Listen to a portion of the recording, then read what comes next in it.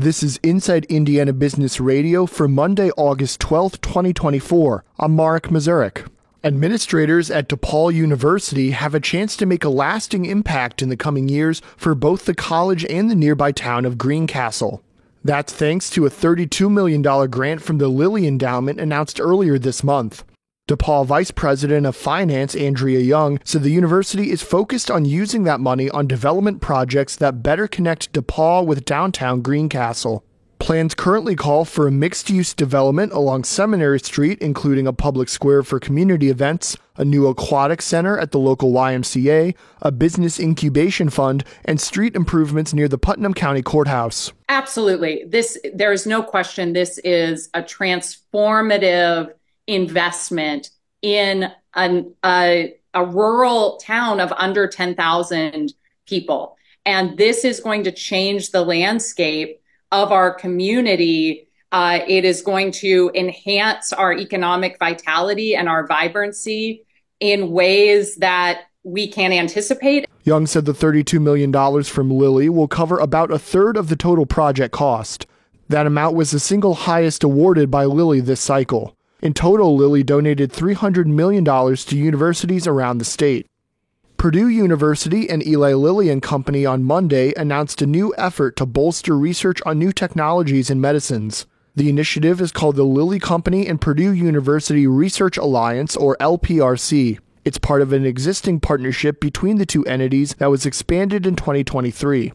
The collaboration involves more than 50 researchers and 65 grad students and will engage in key research to build on previous accomplishments, which resulted in over 130 publications and 8 patents.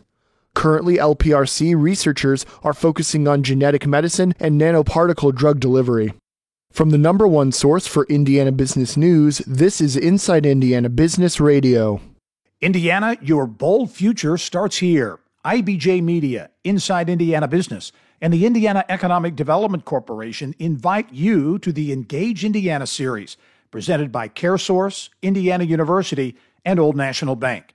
With an unrelenting focus on growing Indiana's economy, our Engage Indiana events take place in every region of the state. Discover when we'll be in your area at ibj.com/engage.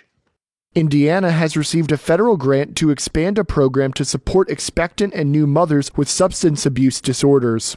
The Indiana Family and Social Services Administration received the 3-year, up to $2.7 million grant to expand its Pregnancy Promise program. Under the free program, Hoosier mothers who have used or are using opioids can receive prenatal and postpartum care in addition to treatment for their opioid use disorder. The program has supported more than 900 mothers since it launched in 2021, and the grant from the Federal Substance Abuse and Mental Health Services Administration is expected to provide services to an additional 300 pregnant Hoosiers over the next 3 years. And Robin Newhouse, who has served as Dean of the Indiana University School of Nursing for nearly a decade, has stepped down. Newhouse was named Dean of the school in 2015 after serving in multiple roles at the University of Maryland's School of Nursing. IU credits Newhouse with improving the school's academic ranking and overseeing the nursing school's $50 million response to opioid addiction programs. IU professor Janet Carpenter has been named interim dean.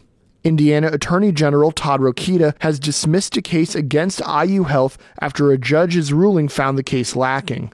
Rokita filed a federal lawsuit in September against IU Health, claiming the state's largest hospital system did not properly enforce state and federal privacy laws in connection to abortion care provided by Dr. Caitlin Bernard for a 10-year-old rape victim in 2022. U.S. District Court Judge Matthew Brookman on July 21st granted IU Health's motion to dismiss the case, saying, quote, "The court will not stretch the facts to fit the theory advanced by the state." Rokita's office in its own dismissal filing said the case was no longer necessary because discovery has shown that IU Health has taken actions to satisfy deficiencies in its policies. Longtime Indiana Golf Executive Director Mike David is this week's guest on the Business and Beyond podcast hosted by Gary Dick, presented by PNC. A weekly conversation with high-profile Hoosiers in business, sports, entertainment, and beyond. Available now from your favorite podcast provider. I'm Marek Mazurek for Inside Indiana Business Radio On Demand.